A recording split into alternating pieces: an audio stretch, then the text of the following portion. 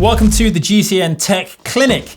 If you do have a question that you would like answered on the Tech Clinic, drop it down in the comments below underneath any of the shows throughout the week using the hashtag AskGCNTech. That is the best way to have your questions answered on the show. Right, first up is Al Francis. What is worth buying? A full carbon wheel set or a carbon wheel set with aluminium braking surfaces? What are the advantages and disadvantages of both? Well, first up, it's a good question because it's one that many people would have had to have asked over the years. Certainly 10 years ago, it was a really big topic. If it was me, I would always opt for the full carbon wheel, but I probably wouldn't want to ride it in the rain purely because the braking performance is wildly diminished in the wet. And that's because carbon just doesn't really have a great surface for braking, unfortunately. Manufacturers have tried many different things, but it will never be quite as good as aluminium. So if it was in the rain and you're going to ride in the rain a lot, imagine if you live in the UK, then you probably want to opt for the aluminium braking surface. Though, this is neither a here nor there. It's kind of like a halfway house between two different types of wheel. It's simply an aero strip that's been glued onto a rim. And I'm not sure that that's necessarily the best design. It's going to be a little bit heavier and potentially not quite as strong, and it could over time peel away from the carbon. It has happened, I have seen it before, but you will definitely have better braking. It's up to you, I guess. Do you prefer weight or do you prefer braking performance? It's quite a conundrum really, and it's a difficult one to answer. So I would probably try and get a bit of a test on both sets of wheels if you can, or meet some of the local people out and around in your area and see what they prefer to ride. That's probably the best gauge that you'll get.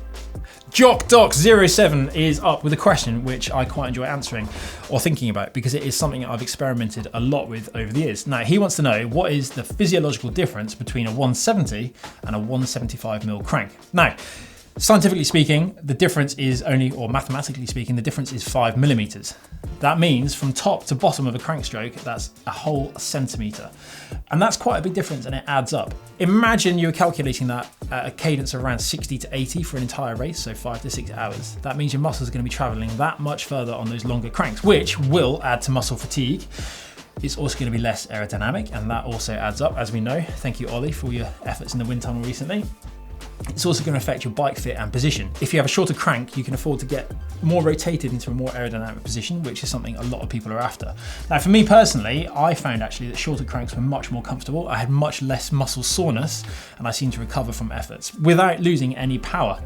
Shorter cranks are supposedly more efficient, though this is somewhat, I don't know, the studies are quite inconclusive. A lot of people seem to argue for or against when it comes to the efficiency, so perhaps that's more dependent on the style of rider you are or on the body type you have. If it was me, I would always go for the shorter crank. You are very unlikely to see any disadvantages from using a shorter crank. You'll also be able to spin that little bit faster because your legs will be traveling a shorter distance. On those penny farthings that we rode, we had 100mm cranks and they were tiny, but it definitely helped. And you could really notice the difference on a penny farthing if you had longer or shorter cranks. And based on that experience alone, I would always use the shorter crank.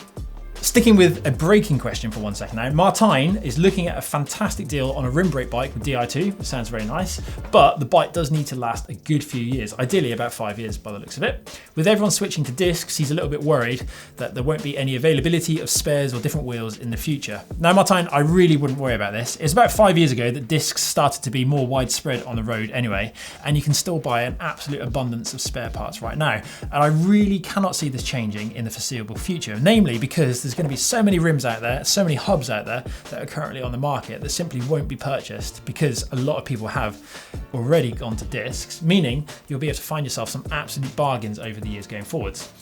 And in some markets, discs just really haven't taken off at all, especially in the racing market.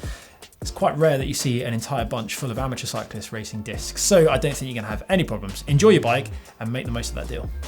Sini Shahidi. Hi John, thanks for the great show. I've recently purchased a Canyon Endurance AL80 disc with Shimano Ultegra 8000 group set. So far, loving it, and so you should be, it's a lovely bike. However, there's something a bit irritating. Most of the time when I pedal out the saddle, I hear a disc rub noise that I think is coming from the front wheel. Is this because of flex in the fork? Is there anything I can do to stop it? Could it be because of my weight, as I'm kind of a heavy rider for the road? Thanks for the help in advance. Well, it could be a very slight misalignment of your caliper and your pads inside your caliper. So If you want to check that out straight away, make sure you've watched the video that's just about to pop on your screen. It could also be that one of your pistons isn't quite returning back into the caliper, meaning that it's sitting ever so slightly out, in which case you could use something like a tyre lever, which fortunately I happen to have on the desk here, to prise the calipers back in. Don't push on the pads, push on the caliper itself, and use something soft like a tyre lever. If that doesn't cure it, then it could be that your thru axle isn't quite up to the correct torque setting, meaning that there's a little bit of play there in the wheel. You could also check your hub bearings to make sure that they, again, have no sideways movement in them, any lateral play. But I would imagine that it's probably the alignment of your caliper. George Duffy up with, "Hi John, I have a carbon steerer and a carbon stem, and I found that when torqued to the specified level, that my stem can still slip and I end up with the bars pointed to the side. I was standing at some traffic lights and I nearly came off when the light went green and the bars turned sideways. Had a multi-tool in my bag and tightened the bolts by hand, so I was able to finish the ride, but obviously uncomfortable going over the max torque setting on the steerer tube. What do you think about fiber grip on the steerer stem connection?" The internet seems a bit conflicted on this one. I was also thinking maybe it's the bolts coming loose and some thread locker is the answer. Now, George, what I would do is take the bolts out of your stem completely, give them a good clean, and then grease them up properly, because it could well be that any extra resistance that you're experiencing whilst tightening those bolts up is causing your torque wrench to overread. And on that note about your torque wrench, are you sure that your torque wrench is 100% accurate? And if you are, then the next step I would be to in fact use a little bit of gripper paste, because that is fantastic for things like this. It will stop any saddle slipping no matter what amount of torque you've managed to put onto those, so it could well work really well on your bars. I know exactly the issue you're experiencing. I did it on a bike, and I'll be really honest, it was a team bike at the time, and because I don't pay for them, I did over torque it a little bit, and it was absolutely fine. Obviously I didn't go crazy with it, just 1 or 2 Newton meters will have the desired effect, but if you're paying for your bikes, it's probably not the best recommendation, is it? So address all those other issues first. If in doubt, take it to your local bike shop and see what they say as well. Good luck with that. It shouldn't be too big an issue to get on top of, and hopefully it won't happen again. Danny up next. Right, Danny has a 2017 Cannondale Super 6 Evo. The front is a thru axle, but the rear is still a quick release. He's currently happy with the wheel set. However, when he does want to upgrade, is it going to be difficult to find a wheel set that's going to allow for both a quick release and a thru axle on the same bike? Moreover, being a disc wheel set, will he even find a quick release rear hub? Can I change the rear hub to allow for a thru axle? Well, we'll start at the end first. No, you can't change the hub because your frame doesn't allow for a thru axle. However, what you can do is buy different end caps for almost every wheel set out there. And that will allow you to use either a thru axle or a quick release in the same wheel set. So these end caps, they are effectively the last part of your hub before it meets the frame, and they wedge up against the end of the frame and then they're clamped in. On the thru axle goes right through the middle of them and it rests on them. On the quick release, so there's a little bit of play between the two because your bike doesn't actually sit on the quick release. It's these things that you will need to replace on the rear wheel to allow for a quick release when you've got a thru axle rear hub. It's normally easier to get a thru axle down to a quick release than it is to do it the other way around, because reverse engineering is often the case with these things. There are many available on the internet, and no matter which wheel set you choose to buy, you shouldn't find it too hard to find a set. If you are worried though, before you go to buy the wheel set, make sure you actually check first that you can indeed use these adapters.